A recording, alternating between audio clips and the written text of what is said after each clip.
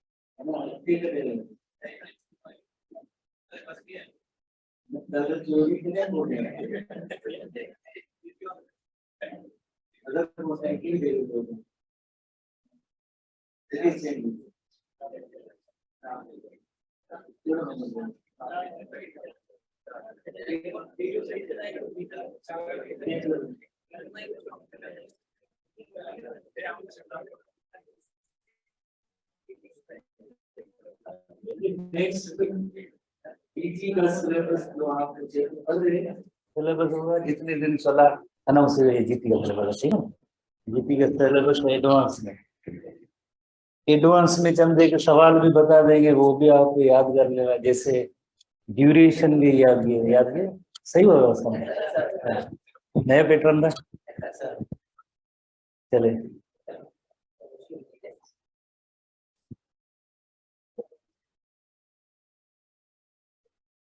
Homeostasis के aspect पढ़ रहे थे और you know very well.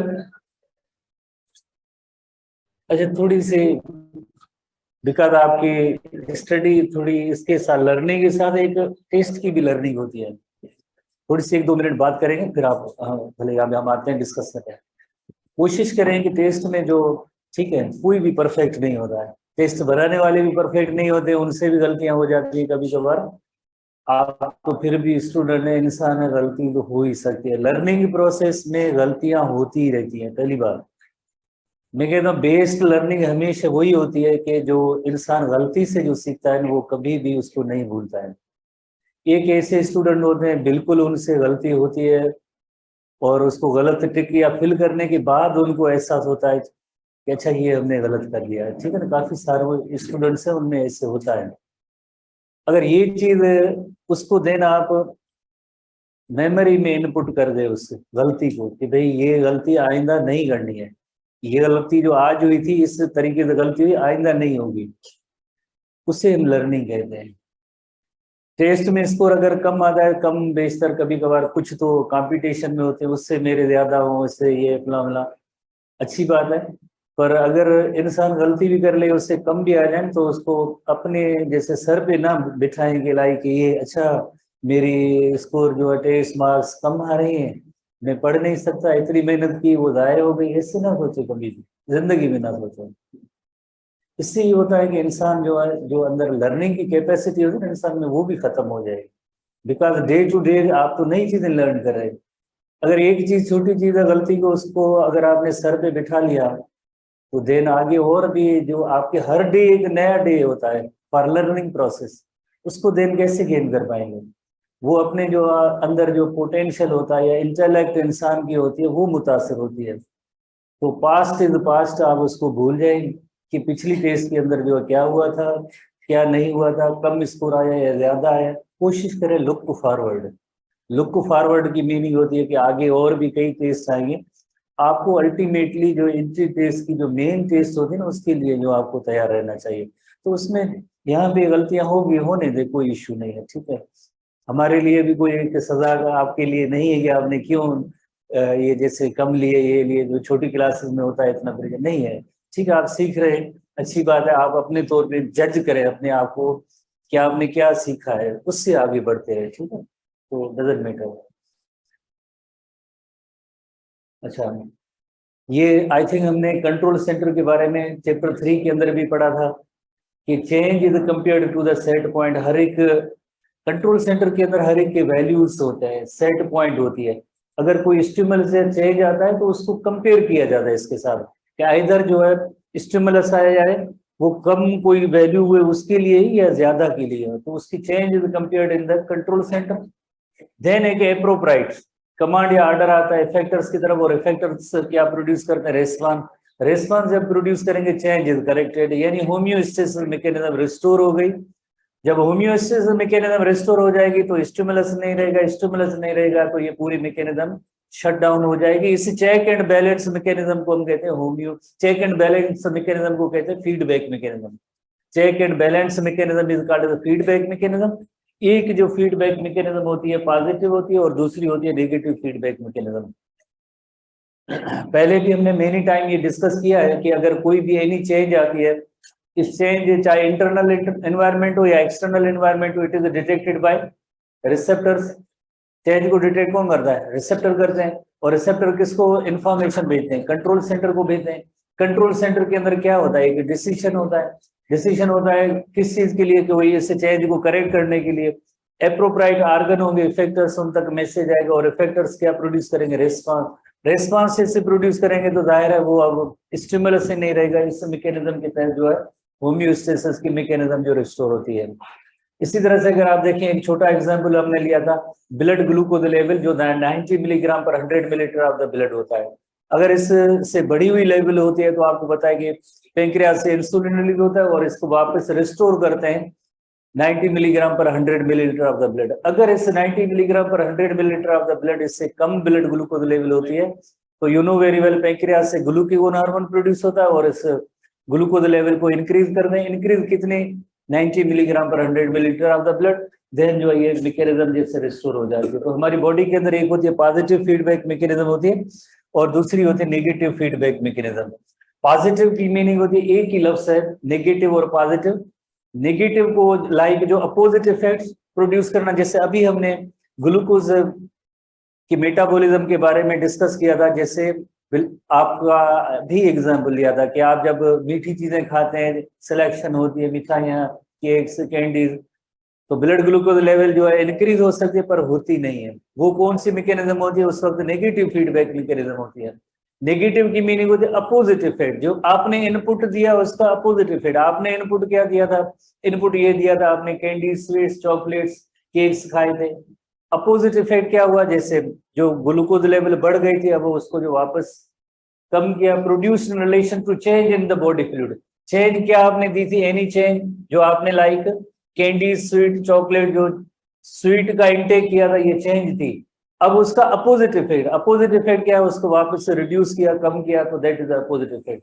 For example, as a consequence of eating sweets और candies the level of glucose raise in the blood, blood glucose level जो बढ़ जाती है, पर ऐसा होता नहीं है। फिर ये क्या करती है, ट्रिगर्स मैकेनिज्म कौन सी, इंसुलिन रिलीज होने का अमल होता है पेंक्रियास से, देन वो डिक्रीज हो जाती है ब्लड ग्लूकोज लेवल। तो ब्लड ग्लूकोज लेवल डिक्रीज होना ये एक नेगेटिव फीडबैक मैकेनिज्म की एग्जांपल है। बुक के अंदर भी ये एग्जांपल मौजूद है नेगेटिव फीडबैक मैकेनिज्म का, कि ब्लड ग्लूकोज लेवल डिक्रीज हो जाती है। ऐसे नहीं कि बहुत ही डिक्रीज, पहले बड़ी थी 90 मिलीग्राम पर 100 मिलीलीटर ऑफ द ब्लड, उससे जब इंक्रीज हो तो फिर उसको वापस डिक्रीज करे तो उससे हम कहते हैं negative feedback mechanism, that is called the negative feedback mechanism. इसी तरह से एक पॉजिटिव फीडबैक मैकेनिज्म होती है। पॉजिटिव फीडबैक मैकेनिज्म का मतलब ये होता है कि like you know very well similar effects produce करते हैं। जैसे अगर कोई एक चेंज है, बॉडी के अंदर कोई चेंज आई है, उसके बदले में वही सेम इफेक्ट प्रोड्यूस करें, इनहांस करें, इंक्रीज करें, किसी भी वैल्यू को सेम इफेक्ट प्रोड्यूस करें, that is called as positive feedback mechanism. उसे हम कहेंगे positive, the series of similar effects produce. Similar effect कौन से, जो चेंज आई थी उस जैसे सेम इफेक्ट्स आगे प्रोड्यूस हों, which lead to the enhancement of the change. जो आगे चेंज जो आई थी इस एनवायरनमेंट के अंदर, उसी सेम को जो बढ़ा है, इंक्रीज करे, that is called as positive feedback mechanism. जैसे हमारे बुक के अंदर एग्जांपल है, in case of temperature regulation warm blooded animals increase the body temperature, जैसे हीट स्ट्रोक के अंदर। जैसे हमारे इन इलाकों के अंदर गर्मी का मौसम अब जो है ज्यादा आने वाला है, और इस मौसम के अंदर अगर हम दिन को 1, 2, 3 बजे जैसे आप बाहर निकलेंगे तो ऑलरेडी जैसे बॉडी टेम्परेचर हमारा पहले जैसे है एक नॉर्मल है, पर उससे भी जो थोड़ा सा रेज या इंक्रीज होता है। क्यों इंक्रीज हुआ, बिकॉज ऑफ बाहर हीट स्ट्रोक था, तो उसकी वजह से और भी जैसे इंक्रीज इन टेम्परेचर होता है रादर देन डिक्रीजिंग। तो जाहिर है हम जो है हीट में बाहर निकलेंगे तो वो तो कम तो नहीं होगा, और भी इंक्रीज हुआ। तो ये कौन सी इफेक्ट, ये हुआ पॉजिटिव फीडबैक मैकेनिज्म, ये हुआ पॉजिटिव फीडबैक मैकेनिज्म। जैसे ऑलरेडी जैसे बॉडी टेम्परेचर प्लस में जैसे एनवायरमेंट का टेम्परेचर हीट स्ट्रोक लगा तो उसके रिजल्ट में ये होगा, इंक्रीज इन बॉडी टेम्परेचर होगा, that is called the positive feedback mechanism. When it is hot out, direct sunlight और रिफ्लेक्टेड हीट, यानी जो भी हीट स्ट्रोक है इन the body temperature even when the body is not active, जैसे भले body हमारी active भी ना हो पर एक्सटर्नल एनवायरनमेंट या सनलाइट की जो है डायरेक्ट सनलाइट या रिफ्लेक्टेड हीट जो होगी यकीनन तो फिर वो हमारा बॉडी टेम्परेचर रेज या इंक्रीज कर सकती है। This is called as positive feedback mechanism. इसे हम कहेंगे पॉजिटिव फीडबैक मैकेनिज्म कहेंगे। अच्छा, उसके बाद जैसे अच्छा अमीबा वगैरह वो हमने पढ़े नहीं पढ़े हैं? उसमें जो एक हेडिंग आई थी शायद मिस है ना, वो हमने किया था सेल सेप के बारे में नहीं हुआ। अच्छा चलिए ये इधर इंक्लूड तो नहीं है, आखिर में रखा हुआ है।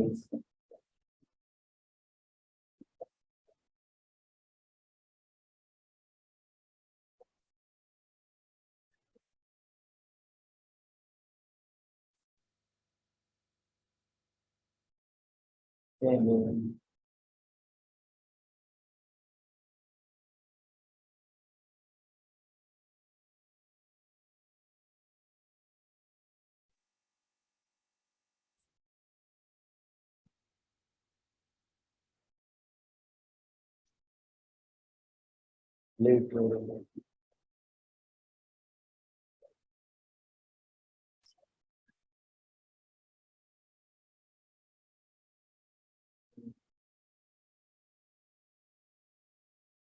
इंट्रोडक्टरी पैरा के अंदर है 3 किस्म के लाइक हम कंपोनेंट्स को सीखेंगे, जिसके अंदर जैसे नंबर 1 जैसे अमीबा का एनवायरनमेंट क्या है, नंबर 2 जैसे हायर एनिमल्स का एनवायरनमेंट क्या है, नंबर 3 प्लांट्स का एनवायरनमेंट क्या है, हायर एनिमल्स। 3 ये इसमें क्वेश्चन मौजूद है। अमीबा का environment immediate environment pond water होता है, बिकॉज अमीबा यूनिसेल्युलर ऑर्गेनिज्म है तो इसकी सराउंडिंग होती है, that is called pond water होगा। हायर एनिमल्स के अंदर इंक्लूडिंग ह्यूमन बीइंग हमारा जो एनवायरनमेंट होता है सेल्स का, उसे हम कहेंगे इंटरस्टिशियल फ्लूइड या टिश्यू फ्लूइड कहते हैं, that is called the interstitial fluid या टिश्यू फ्लूइड कहेंगे, that is called the tissue fluid. एक और भी नेम है अगर स्टूडेंट्स बता दें, tissue fluid, interstitial fluid, intercellular fluid भी कहते हैं, also called as intercellular fluid, intercellular fluid भी कहते हैं, also called as intercellular fluid. इसी तरह से तीसरा जो लाइक सवाल आपने याद रखना है वो है प्लांट्स का एनवायरनमेंट क्या होता है। प्लांट्स का एनवायरनमेंट जो होता है वो सैप होता है, जस्ट सैप या जाइलम सैप भी कहते हैं, आल्सो कॉल्ड जाइलम सैप। तो 3 ये पॉइंट्स आपने ध्यान में रखनी है। तो सबसे पहले अगर हम देखें अमीबा का इमीडिएट एनवायरनमेंट क्या होता है, अमीबा का इमीडिएट एनवायरनमेंट होता है पॉन्ड वाटर। अगर पॉन्ड वाटर के अंदर कोई चेंज आती है टेम्परेचर के हवाले से, सॉल्यूट के हवाले से, वाटर की अवेलेबिलिटी के हवाले से, पीएच के हवाले से, आपको पता है ये सारे एक्सटर्नल फैक्टर्स हैं जिसकी वजह से अगर इनमें चेंज आएगी एनवायरनमेंट में तो वहां पे उसको करेक्ट करने की इतनी ज्यादा मैकेनिज्म इसके पास नहीं है, बिकॉज यूनिसेल्युलर ऑर्गेनिज्म है। जस्ट ये ओस्मो रेगुलेशन किन जगहों पे तो मेंटेन कर सकता है। फॉर एग्जाम्पल अगर वाटर ही खत्म हो जाए, फॉर एग्जाम्पल इस जगह पे वाटर के अंदर सॉल्यूट की बहुत ज्यादा कंसंट्रेशन हाई हो जाए तो यकीनन इसका सर्वाइवल जो है बहुत ही मुश्किल होता है। The word environment refers to condition in which an organism live। किसी भी लाइक एनवायरनमेंट को हम इस तरह से डिफाइन कर सकते हैं, जैसे ये फॉर एग्जांपल अमीबा का एग्जांपल है, अमीबा, पैरामीशियम वगैरह, ये क्लेमेडोमोनास सब इस यूनिसेल्युलर है, सराउंडिंग इसके अंदर क्या है, पॉन्ड वाटर है, ये इसका जो है लाइक एनवायरनमेंट होता है। दस the pond water is inhibited by the inhibited lived. Pond water के अंदर कौन रहता है, अमीबा रहता है, वही इसका जो एनवायरनमेंट होता है। पॉन्ड वाटर के अंदर रहने वाला अमीबा होता है वही इसका एनवायरनमेंट होता है। ये एनवायरनमेंट अगर इसके अंदर कोई चेंज या तब्दीली आएगी यकीनन तो इस अमीबा के लिए बहुत ही मुश्किल होगा रहना अगर उसके पास होम्योस्टेसिस की मैकेनिज्म ना हो। जिस तरह से ये पॉन्ड वाटर हुआ, पॉन्ड वाटर तो इसके अंदर अमीबा, पैरामीशियम, इस तरह से कई यूनिसेल्युलर ऑर्गेनिज्म मौजूद होते हैं, यही इनका जो एनवायरनमेंट होता है जिसके अंदर वो अपने आप को लाइक एडजस्ट करते रहते हैं। इसी तरह से दूसरा जैसे हमने अभी डिस्कस किया एनिमल्स के हवाले से, एनिमल्स के हवाले से या इवन ह्यूमन बीइंग के हवाले से आपको पता है ब्लड वेसल्स जो होती है उनके अंदर ब्लड फ्लो करता है, और इसी तरह से जो ब्लड वेसल्स और ये जो टिश्यूज होते हैं इन टिश्यूज के इर्द गिर्द जो फ्लूइड होती है, एनवायरनमेंट होता है, उसे कहते हैं इंटरस्टिशियल फ्लूइड, टिश्यू फ्लूइड कहते हैं। Interstitial fluid, tissue fluid, intercellular fluid कहते हैं। ये इंटरसेल्यूलर फ्लूइड ब्लड और टिश्यूज के दरमियान मीडियम ऑफ एक्सचेंज होता है। फॉर एग्जाम्पल, अगर हम यहाँ पे एक छोटा सा एग्जाम्पल लेते हैं कि यहाँ पे सॉल्यूट की कंसंट्रेशन इस सेल से ज्यादा हो जाए तो इस सेल का वाटर जो है यहाँ से निकल के बाहर आ जाएगा, पर्सन की डेथ हो जाएगी। फॉर एग्जाम्पल, यहाँ पे जो वाटर की कंसंट्रेशन जो बहुत ज्यादा हो जाए और इधर कम हो जाए तब भी जो है सेल बस्ट हो जाएगा और इसमें सर्वाइवल नहीं होगा। इस वजह से हमारी इंटरस्टिशियल फ्लूइड, टिश्यू फ्लूइड ये जो बिल्कुल मेंटेन होनी चाहिए अकॉर्डिंग टू द सेल्स के एनवायरनमेंट के हवाले से, तो ही हम जिंदा रह पाएंगे, अदरवाइज नहीं। तो पहली पॉइंट आपने ये याद करनी है कि इंटरसेल्यूलर फ्लूइड या tissue fluid is a medium of exchange between blood and tissues. जैसे ब्लड से कोई चीजें सेल के अंदर इंटर होती है through the medium of interstitial fluid, then जो है सेल के अंदर इंटर होगी। अगर किसी सेल से कोई चीज जो यहाँ से रिमूव होनी है, बाहर जानी है ब्लड के अंदर, पहले इस इंटरस्टिशियल फ्लूइड के अंदर, देन जो है यकीनन ब्लड के अंदर जाएगी। तो इस तरह से जो मीडियम ऑफ एक्सचेंज जो होता है हायर एनिमल्स के अंदर होता है वो इंटरसेल्यूलर फ्लूइड, टिश्यू फ्लूइड या जिसे इंटरस्टिशियल फ्लूइड भी कहते हैं। आगे चैप्टर 14 के अंदर इसी तरह की डायग्राम से पढ़ेंगे, प्लस में एक लिम्फेटिक सिस्टम का भी स्टार्ट इसी पॉइंट पे होता है जहां पे जैसे कैपिलरीज नेटवर्क फाइनली जो होता है टिश्यूज के साथ, देन फर्दर हम आगे डिस्कस करेंगे। तो सिंपली आपने ये याद करना है कि interstitial fluid is a medium for higher animals, उनके लिए जो हायर एनिमल्स के लिए मीडियम है। जैसे हम रेगुलर क्लास में पढ़ते रहते हैं कि सेल के अंदर अगर कार्बन डाइऑक्साइड प्रोड्यूस होती है तो ब्लड के अंदर कार्बन डाइऑक्साइड जाएगी तो पहले इंटरस्टिशियल फ्लूइड में और देन जो है ब्लड के अंदर इंटर होगी। ब्लड के अंदर ऑक्सीजन हायर कंसंट्रेशन है तो पहले इस इंटरस्टिशियल फ्लूइड में और देन जो है इस सेल को ऑक्सीजन मिलती है। तो ये हम कहेंगे कि like interstitial fluid is a medium of exchange between blood and tissues के दरमियान मीडियम ऑफ एक्सचेंज है। और तीसरा जो हमने लाइक पॉइंट पढ़ना है कि जस्ट जाइलम सेप भी कहते हैं या सिंपली सेप भी कहते हैं या जाइलम सेप भी कहते हैं। ये एनवायरनमेंट है प्लांट का, हमारे बुक के अंदर लिखा हुआ है रेस्पेक्टिवली। रेस्पेक्टिवली की मीनिंग होती है कि interstitial environment is fluid is environment to the higher animals, sap is environment to plants. इस तरह से रेस्पेक्टिवली लिखा, अलग भी आप लिखेंगे तब भी ठीक है।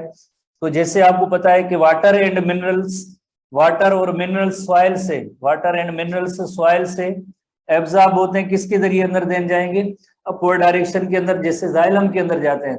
तो जाइलम के अंदर ये वाटर और मिनरल की जो सोल्यूशन को कलेक्टिवली हम कहते हैं सैप कहते हैं, या जस्ट सैप कहते हैं या जाइलम सैप कहते हैं।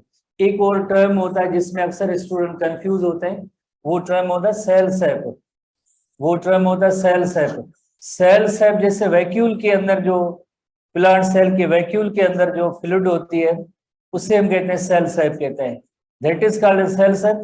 और जो जाइलम के अंदर वाटर और मिनरल अपवर्ड डायरेक्शन में जैसे जा रहे हैं उसे सिंपली सैप कहते हैं या जाइलम सैप कहते हैं, उससे सिंपली सैप कहते हैं या जाइलम सैप कहते हैं। Cell sap is the solution of the cell that is present in the vacuole, जो वैक्यूल के अंदर प्रेजेंट होता है उसे हम कहते हैं वैक्यूल के अंदर सेल सैप होता है, ये सेल सैप है। जाइलम सैप जो होता है वाटर और मिनरल्स जाइलम के अंदर अपवर्ड डायरेक्शन में जो जा रहे हैं इसे हम कहते हैं जाइलम सैप कहते हैं। तो ये तीन लफ्ज आपने जैसे नोट करने थे, कौन से, अमीबा का एनवायरनमेंट, अमीबा का environment just pond water, higher animals का environment intercellular fluid, number 3 plant का जो एनवायरनमेंट होता है वो सैप होता है, जस्ट सैप या जाइलम सैप भी कह सकते हैं, also called xylem. Cell sap नहीं, ठीक है ना, आप फिर कहेंगे कि नहीं सेल सैप भी शामिल है, सेल सैप नहीं, सेल सैप वैक्यूल के अंदर का फ्लूइड है, ठीक है। अब नेक्स्ट जो हम आएंगे ओस्मो रेगुलेशन इन प्लांट्स पे आएंगे। तो ओस्मो रेगुलेशन इन प्लांट्स जो होती हैं वो सब ओस्मो रेगुलेशन इन प्लांट्स, ये सारा प्रोसेस जो है पहले प्लांट्स में पढ़ेंगे देन एनिमल्स में। तो प्लांट्स के अंदर जो ओस्मो रेगुलेशन का अमल होता है वो यकीनन वाटर और सॉल्यूट का ही बैलेंस होता है, वाटर एंड सॉल्यूट की रेगुलेशन जो होती है या बैलेंस होता है प्लांट्स के अंदर, उससे हम कहते हैं ओस्मो रेगुलेशन कहते हैं। और ये ओस्मो रेगुलेशन ओस्मोसिस प्रोसेस के जरिए ही रेगुलेट होता है। और ओस्मोसिस आपको पता है कि the movement of water molecule की movement of water molecules, water molecules की मूवमेंट है from higher water concentration towards the region of lower water concentration, from higher water concentration towards the region of lower water concentration, towards lower water concentration, ऐसा region जहां पे lower water concentration है, पर ये movement होगी through plasma membrane और cell membrane और semi permeable membrane, आप ऐसे भी लिख सकते हैं through semi permeable membrane, semi permeable membrane, semi permeable membrane. Movement of water molecule from higher water concentration towards the region of lower water concentration through semi permeable membrane is called as osmosis. ये special type का diffusion है जिसके अंदर water की जैसे movement होती है from higher water concentration towards the region of lower water concentration through semi permeable membrane.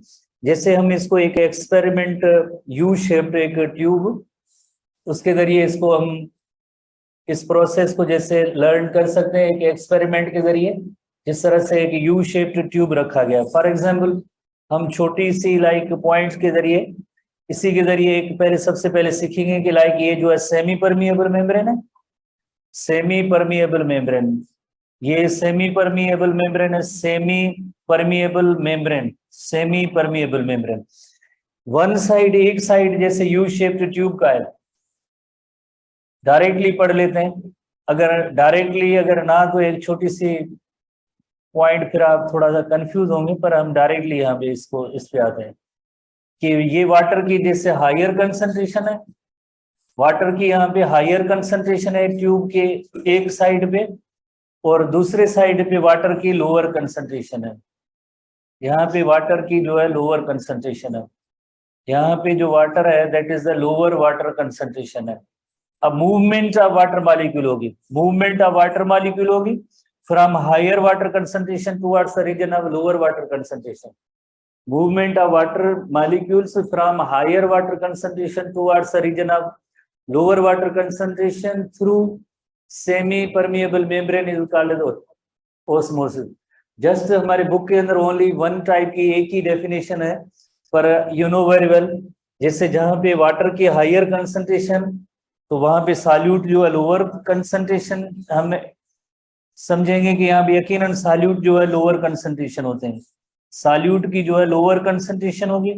और इस साइड पे जैसे जहां पे वाटर लोअर कंसंट्रेशन में, तो यहाँ पे जो सॉल्यूट जो होंगे वो हायर कंसंट्रेशन में होंगे, सॉल्यूट की जो होगी हायर कंसंट्रेशन।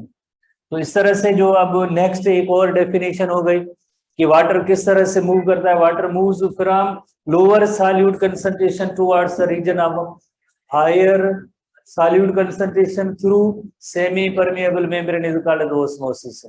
मूवमेंट जहन में रखें हमेशा वाटर मॉलिक्यूल की होती है, सॉल्यूट की नहीं।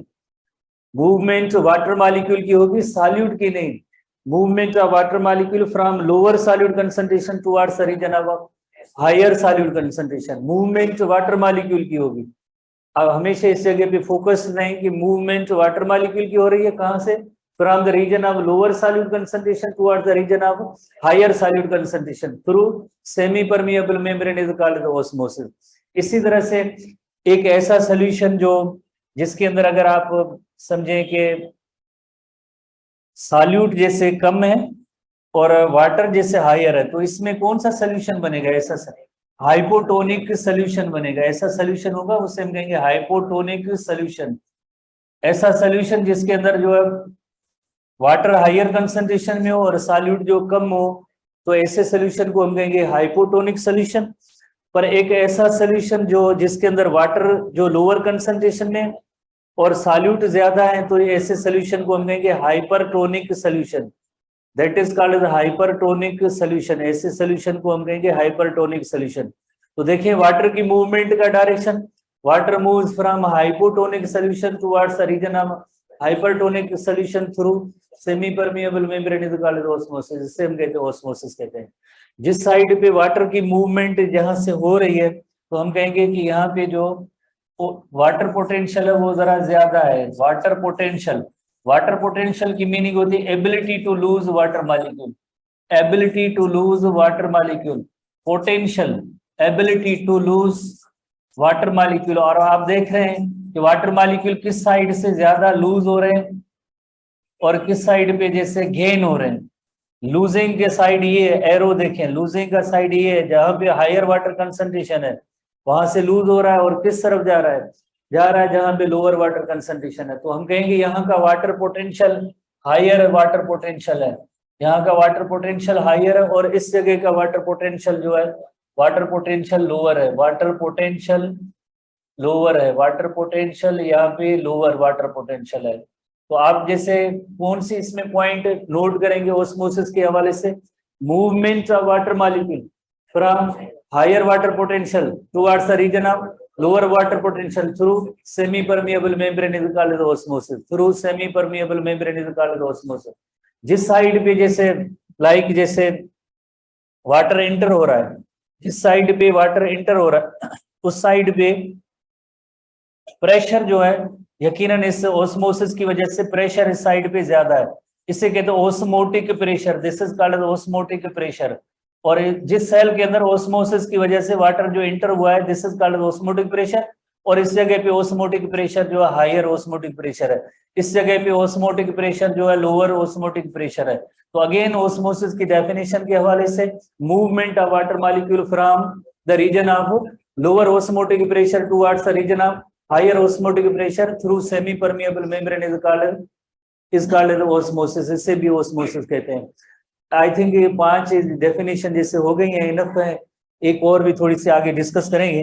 तो अब हम जैसे अगर नंबरिंग दें ना, तो एक डेफिनेशन हुई movement of water molecule from higher water concentration towards the region of lower water concentration, दूसरी सॉल्यूट के हवाले से, तीसरी सोल्यूशन के हवाले से, चौथी वाटर पोटेंशियल के हवाले से, और पांचवी जैसे डेफिनेशन हुई है जैसे ऑस्मोटिक पोटेंशियल के हवाले से। एक जैसे सॉल्यूट पोटेंशियल की भी डेफिनेशन इसमें बन सकती है, solute potential. Osmotic potential is also called as solute potential. First year के अंदर हमने जैसे पढ़ा है, फर्स्ट ईयर के अंदर हमने पढ़ा है, आप स्टूडेंट्स को अगर थोड़ा बहुत याद हो या नहीं, आई डोंट नो कि आपने याद रखा है या नहीं रखा है। कलर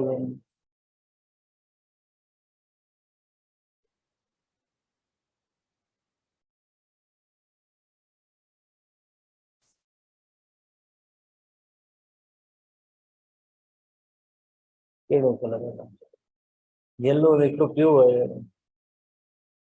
ग्रीन भी क्यों है, ब्लैक कलर है।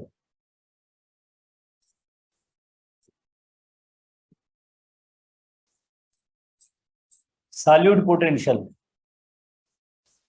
सॉल्यूट पोटेंशियल इस जगह पे हायर है, solute potential higher. Osmotic potential is also called solute potential, और यहाँ का जो सॉल्यूट पोटेंशियल है वो लोअर पोटेंशियल होता है। सॉल्यूट पोटेंशियल, सॉल्यूट पोटेंशियल जहाँ पे वाटर ज्यादा होता है उस जगह का सॉल्यूट पोटेंशियल लोअर होगा, और जिस साइड पे सॉल्यूट ज्यादा हो उस जगह का सॉल्यूट पोटेंशियल ज्यादा होता है। सॉल्यूट पोटेंशियल का मतलब होता है इट अट्रैक्ट्स वाटर मॉलिक्यूल, जितने सॉल्यूट जिस साइड पे ज्यादा होंगे तो इट अट्रैक्ट्स वाटर मॉलिक्यूल, जितने सॉल्यूट जिस सोल्यूशन के अंदर ज्यादा होंगे तो इट अट्रैक्ट्स वाटर मॉलिक्यूल, ये वाटर मॉलिक्यूल को अट्रैक्ट करेंगे, ये वाटर मॉलिक्यूल को यहाँ से लूज होने नहीं देंगे। सॉल्यूट की प्रेजेंस की वजह से जितने सॉल्यूट ज्यादा होंगे तो it attracts water molecule, way water molecule को अट्रैक्ट करें, और इस साइड का जो वाटर है वो लूज नहीं होगा। तो ये नंबर 6 डेफिनेशन भी हो जाएगी। नंबर 6 कौन सी, water moves from lower solute concentration towards the region of higher solute potential, water moves from lower solute potential towards the region of higher solute potential. इस तरह से आपने 6 एटलीस्ट डेफिनेशन आप जहन में रखेंगे तो आगे ओस्मो रेगुलेशन भी समझ में आएगी, और ये चैप्टर जो है इसके अंदर आधे से ज्यादा जो पार्ट जस्ट इस यू शेप इस एक्सपेरिमेंट के अंदर जो काफी सारे सवाल पड़े। अगर यू शेप एक्सपेरिमेंट आप जहन में रखेंगे तो मैं हमेशा स्टूडेंट को कहता हूँ, रेगुलर क्लासेस में भी यही सेम ऐसे ही कहता हूँ कि आप ये ऑस्मोसिस का एक्सपेरिमेंट जहन में रखेंगे तो आप चैप्टर 1 के आधे से ज्यादा जिसकी बारे में आप कहते हैं कि ये लॉजिकल है, टिपिकल है, रीजनिंग वाले हैं, मेमोरी वाले नहीं है, तो इस एक्सपेरिमेंट के जरिए आप समझेंगे। जब भी आपको ऐसा कोई इश्यू नजर आए ना तो इस लाइक यू शेप वाले इस एक्सपेरिमेंट में चले जाएं, और आपके जितने भी मसाइल होंगे सब हल हो सकते हैं, फर्स्ट ईयर से लेकर इंटर क्लास तक। और ऐसी 6 डेफिनेशन आपको एक सिंगल एक्सपेरिमेंट में आपको कहीं भी नजर नहीं आएंगे। तो इस वजह से आप इसको नोट करें, समझें, ये समझने की बात है। फिर जो आप यकीनन इसको जो है आसानी से, जितने भी आप फर्स्ट ईयर से लेकर इंटर तक जितने भी इश्यूज होंगे वो सब हल हो सकते हैं, तरतीब से आते जाए। वाटर के higher concentration, then solute lower, और उसके बाद जैसे सोल्यूशन होता है वो हाइपोटोनिक, उसके बाद जैसे वाटर पोटेंशियल यहाँ पे, और इसी तरह से देन प्रेशर, ओस्मोटिक प्रेशर, ये लोअर और वो उधर हायर, सॉल्यूट ज्यादा है तो सॉल्यूट पोटेंशियल, जिससे ओस्मोटिक पोटेंशियल भी कहते हैं। फर्स्ट ईयर के अंदर चैप्टर 14 के अंदर इसकी डेफिनेशन भी मौजूद है। तो यहाँ पे सॉल्यूट पोटेंशियल जो होता है वो सॉल्यूट की कंसंट्रेशन को डिफाइन करता है। कंसंट्रेशन सॉल्यूट की ज्यादा होती है तो उसे हम कहते हैं सॉल्यूट पोटेंशियल। जो वाटर को अट्रैक्ट करता है उस साइड पे वाटर को लूज होने नहीं देता है, that is called solute potential. तो वो सॉल्यूट पोटेंशियल वहां पे जो है हायर होती है और इस जगह पे लोअर होती है। मूवमेंट की डायरेक्शन ये हुए। तो होपफुली आपने इसको जो है सीख लिया होगा कि ये कौन सी लाइक 6 ऐसे पाथ हैं जिनके जरिए, जैसे वाटर की मूवमेंट हमेशा वाटर की होती है। मूवमेंट किसकी होगी? वाटर की। ये जहन में जरूर रखेंगे। अगर ये नहीं रखेंगे कि हाँ सॉल्यूट मूव हो रहे हैं तो फिर आप भूल जाएंगे, आप फिर ये इसका कोई फायदा ही नहीं होगा। ऑलवेज मूवमेंट होगी वाटर मॉलिक्यूल की, कौन से रीजन से किस रीजन की तरफ, वो आपने याद रखनी है।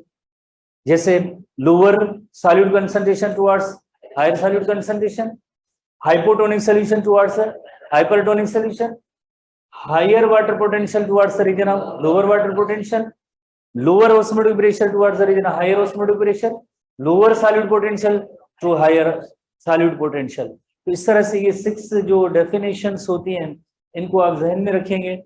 6 डेफिनेशंस।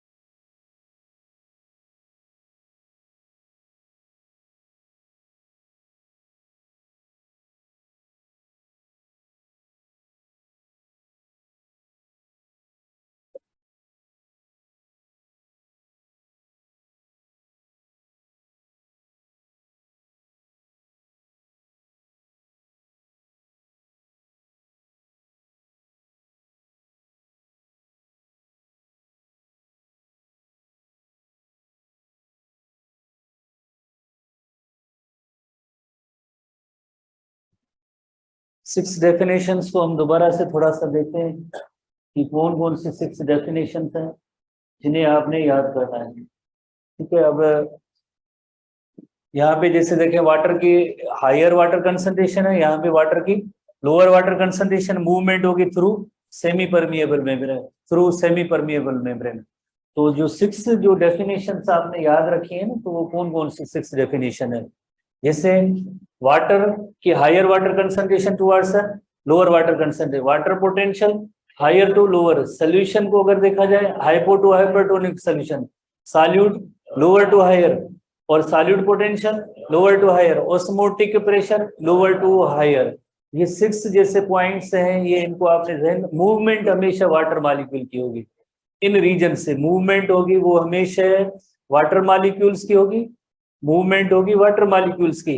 पर उसके जो मूवमेंट के जो डायरेक्शन होंगे वो डिटरमाइन ये करते हैं कौन से, लाइक वाटर के higher to lower concentration, water potential के higher to lower water potential, solution के हवाले से हाइपो टू हाइपर। आप बहुत बेजार हो गए यकीनन बोर भी होते रहे होंगे अभी, क्योंकि बहुत ज्यादा बार पढ़ा है पर बहुत ही इंपॉर्टेंट है।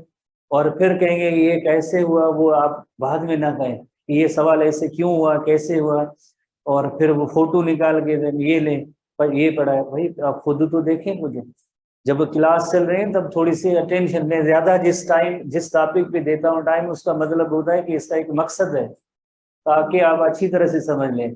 बाकी जैसे एवं जो पॉइंट्स होती हैं तो जैसे हाँ देखना है तो उसका कोई इशू नहीं, याद करनी डेफिनेशन तो बहुत इंपॉर्टेंट ये पॉइंट्स होती हैं।